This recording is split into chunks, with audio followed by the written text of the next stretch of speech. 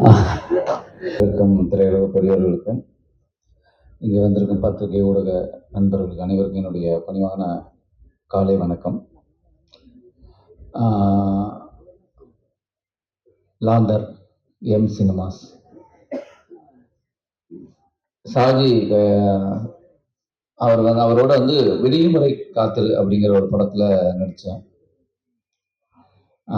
அந்த படத்துக்கு உள்ள போறதுக்கு மெயின் காரணம் என்னன்னா, இங்க இருக்கிறாங்களா டீம்ஸ், முண்டாசுப்பட்டி ராம் அவங்களுடைய நண்பர்கள் இவங்கெல்லாம் அந்த இதுலேருந்து வந்ததுனால ஃபஸ்ட்டு கதை கேட்டேன். கதை ரொம்ப பிடிச்சிருந்தது.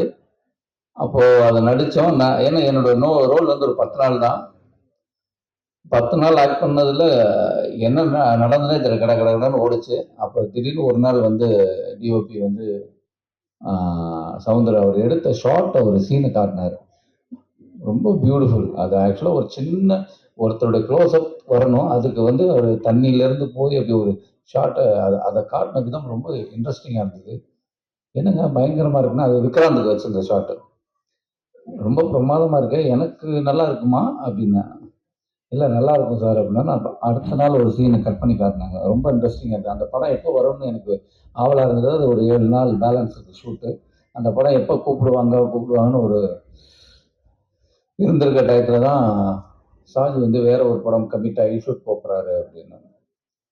அப்போ ஒரு நாள் ஃபோன் பண்ணார். ஃபோன் பண்ணபோது நான் வாழ்த்துக்கள் தான் சொன்னேன். அடுத்த வாரம் ஷூட் போகிறீங்க, என்னைக்கு ஷூட் போகிறீங்க அப்படின்னா. இல்லை சார் நெக்ஸ்ட் வீக் போகணும், அதான் ஒரு பிரச்சனை. என்ன அப்படின்னா, இல்லை ஹீரோட டேட்டு அப்படின்னா, வேற ஒரு ஹீரோ இருந்தது, அதனால இப்போ எனக்கு இப்போ என்ன பண்ணும் அப்படின்னு. நான் பண்ணுமா அப்படின்னு. ஏன்னா எனக்கு ஃபோன் பண்ணும்போது நான் பண்ணணுமா அப்படின்னா. ஆமாம் சார் அப்படின்னா. அப்போ நான் கேட்டேன், ஏன் நீங்கள் முன்னாடியே வரல அப்படின்னா. இல்லை சார் உங்கள் சம்பளம் அப்படின்னு. அப்போ இப்போ எப்படி கொடுப்பீங்க அப்படின்னு. இல்லை அதான் அப்படின்னாரு. சரி, ஏன்னா ஒரு இயக்குனர் ஒரு படம் பண்ணி அது வெளியில வர்றதுக்காக அதுக்குள்ளேயே சுத்திட்டு இருப்பாங்க. அந்த டயத்துல அந்த படத்தை விட்டுட்டு இவர் வேற இடத்துலயும் போய் அசிஸ்டண்டாவும் ஒர்க் பண்ண முடியாது. அந்த படம் எப்ப நடக்கும்ங்கிறது. இப்போ கஷ்டப்பட்டு ஒரு படத்தை பிடிச்சிருக்காரு.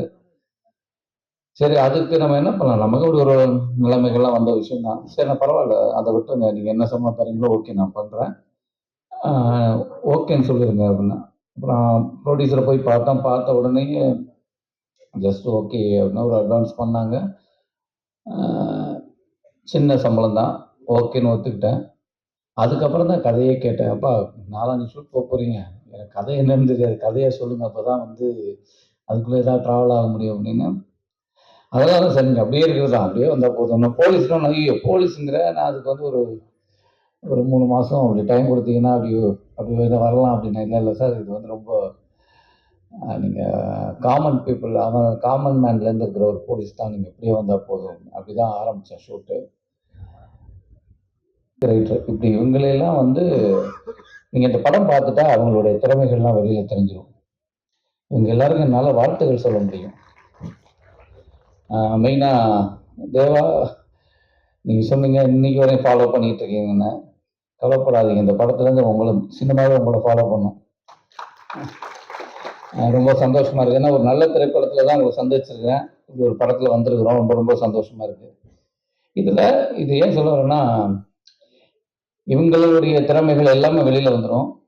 ஆனா இதுக்காக ஒருத்தர் வேலை பார்த்துருக்காருங்க. நான் இதுவரை யாருக்காகவும் இல்லை, ஒரே ஒருத்தர், இந்த பத்ரிநாத்துங்கிற ஒருத்தர் தான். அந்த பத்ரி தான் ரொம்ப, நான் ஏவிஎம்லேருந்து எல்லாருக்கும் பண்ணிட்டேங்க. இப்படி ஒரு தயாரிப்பாளரை என் லைஃப்ல நான் பார்த்ததே கிடையாது. நான் எத்தனையோ ஏவிஎம்ல பண்ணியிருக்கேன், நிறைய படங்கள் பண்ணிட்டேன். விஜயா ப்ரொடக்ஷன்ல பண்ணியாச்சு, பெரிய பெரிய ப்ரொடியூசர்ஸ்லாம் எல்லாம், அதுக்கெல்லாம் அவங்களெல்லாம் இதுவாக சொல்லலை. ஆனால் இவரை பார்க்க ரொம்ப சாதாரணமாக தெரியுது. ஆனால் அவ்வளோ பெரிய ஆள் அவர், அவ்வளோ பெரிய ஆள். ஆனால் அவங்க வீட்டில் அவங்க மனைவி இருக்காங்க, அவங்க பையன் தனுஷ், இவங்கெல்லாம் பார்த்தீங்கன்னா ரொம்ப சாதாரணமா, எனக்கு ரொம்ப பிரமிப்பா இருக்கும். இவ்வளவு பெரிய ஆளுங்க ரொம்ப சாதாரணமா இன்னைக்கு வரை இருக்காங்க. சரி, இவர் அவ்வளவு பெருசா இருக்கட்டும், இவரை சுத்தி கிட்டத்தட்ட இவர்கிட்ட எனக்கு தெரிஞ்ச நான் இவருடைய ஒரு 1000 கணக்கான நண்பர்களை பார்த்துட்டேன். இவர்கிட்ட வேலை பார்க்குறவங்களும் நண்பர்களா. ஆனா அத்தனை பேரும் இவர் நல்லா இருக்கணும்னு எல்லாரும் கும்பிடுறாங்க. ஒரு தொழிலாளி முதலாளி நல்லா இருக்கணும்னு கும்பிடுறாரு. ஒரு முதலாளிங்க அவரு. மிகப்பெரிய வெற்றி அடைய எல்லாம் நல்ல இறைவனை தான் நான் கேட்டுக்கிறேன்.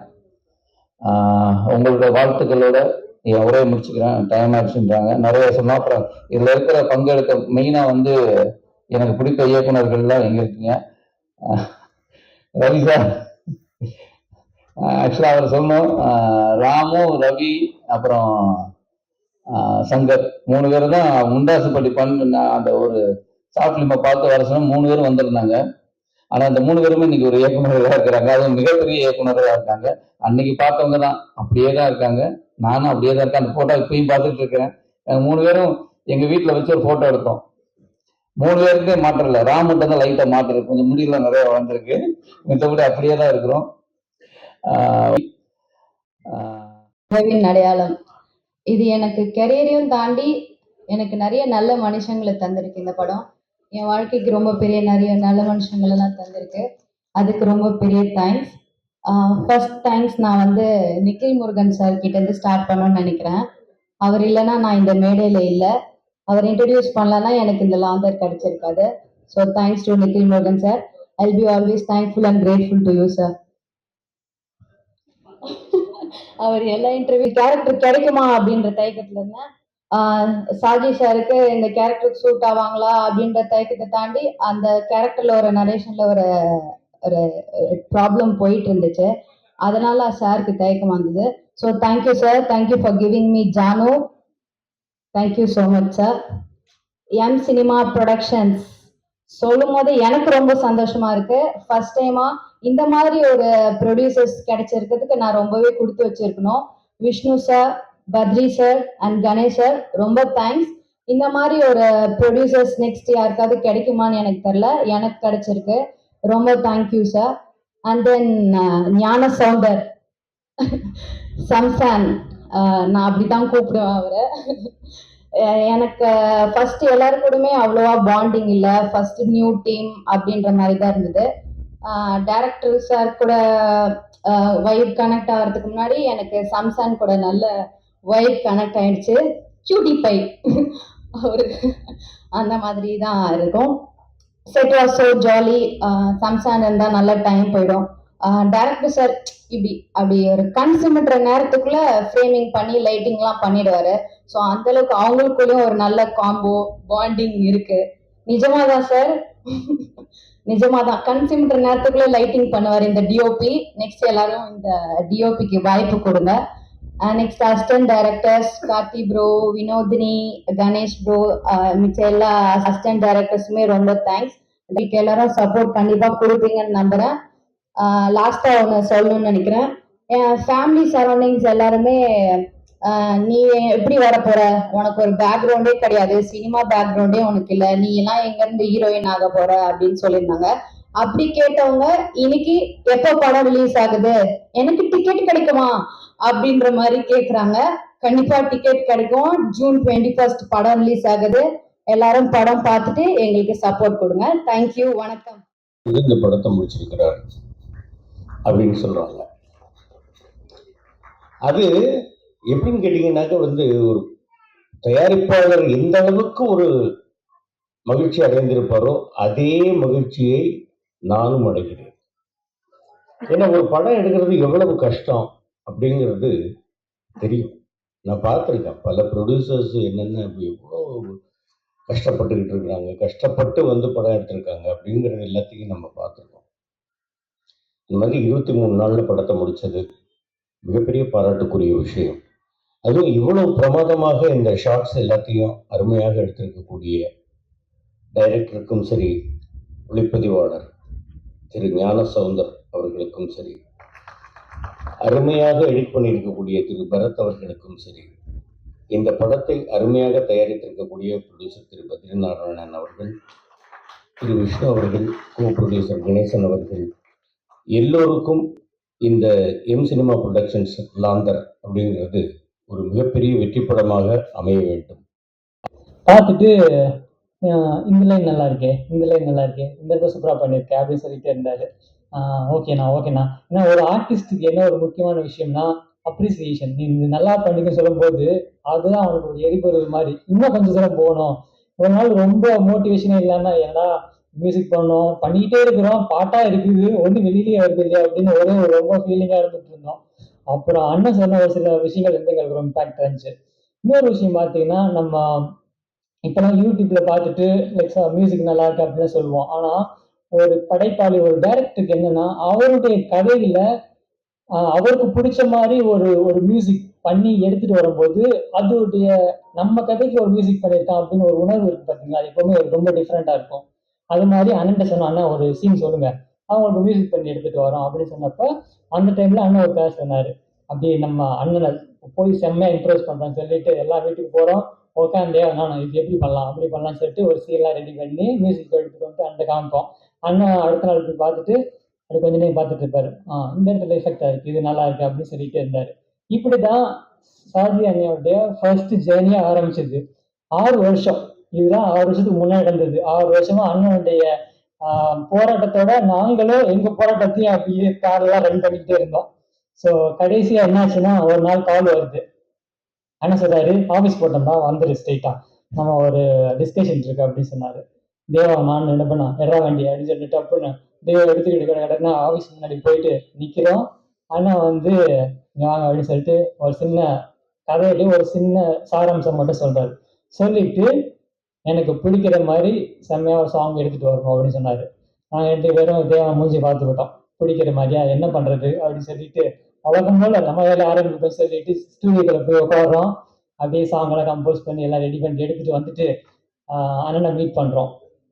அண்ணன் என்ன சொல்லிட்டாருன்னா, ஓகே சார் சாங்க குடுத்துட்டு ஃபோன்லாம் வச்சுட்டு ஹெட்ஃபோன்லாம் எடுத்து வச்சுட்டு அவர் மூஞ்சிய பார்த்துட்டு இருக்கோம். என்ன சொல்லுவாரு அப்படின்னு சொல்லிட்டு.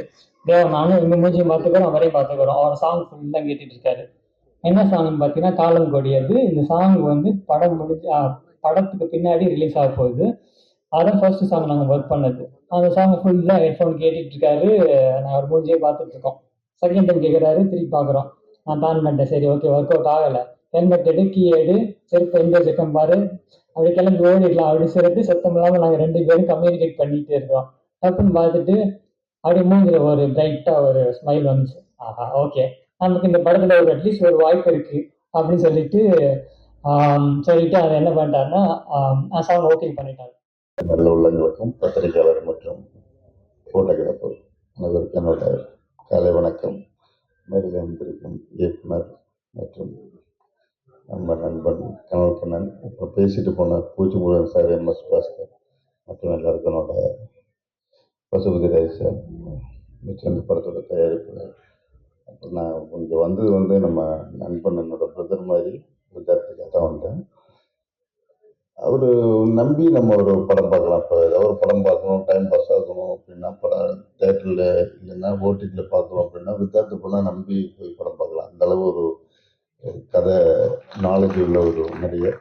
அதனால் வித்தியார்த்தோட படங்கள் வந்து நிச்சயமாக அவரோட உழைப்புக்கு ஒரு நல்ல ஒரு இது கிடைக்குங்கிறதுல எந்த வித மாற்றம் இல்லை. இன்னைக்கு இல்லை நாளைக்கு கன்ஃபார்மாக கிடைக்கும். அது இந்த படம் மூலமாக கிடைக்கணும் என்று நான் இறைவனை வேண்டிக் கொள்கிறேன். அதே மாதிரி தயாரிப்பாளரும் பெரிய படங்கள் பண்ண வேண்டி விரும்புகிறேன். நன்றி, வணக்கம். எனக்கு ரெண்டாவது இந்த படம் ஒரு த்ரில்லர் படம் சொன்னாங்க. எப்பவுமே எல்லாரும் எப்பவுமே த்ரில்லர் தான். அந்த இப்போ எந்த ஷார்ட்ஸ் எடுத்தாலுமே இந்த சோர்ஸ் இருக்கு, இந்த ஷேடோஸ் வந்து த்ரில்லர் கொடுக்கும். ஸோ இந்த படத்துக்கு மிகப்பெரிய வாழ்த்துக்கள். அதுவும் வரும்போது ஜஸ்ட் நான் கொஞ்சம் நடந்துருப்பது கொஞ்சம் காவி விழுந்துருச்சு.